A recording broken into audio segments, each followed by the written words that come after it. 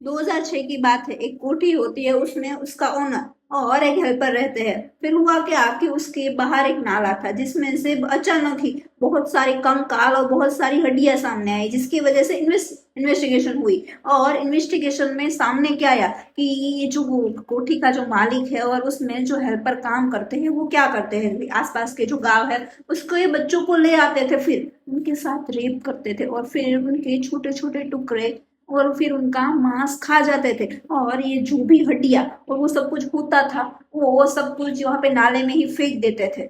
और फिर इसकी वजह से हड़कंप मच गई, और उस जो कोठी का जो ओनर है और वो जो हेल्पर है, उससे उन दोनों को गिरफ्तार कर लिया गया।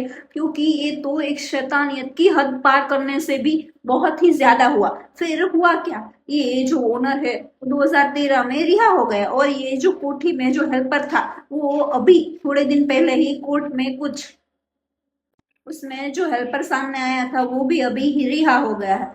इस ये तो ऐसा हो गया कि हमारे देश में कुछ ऐसा चल रहा है कि आप किसी का भी मर्डर कर दो, लेकिन ये बात हो सकती है कि आप मर्डर करने के बाद भी कुछ सबूत आप गायब कर दो तो आप जल्द से जल्द छूट जाओगे।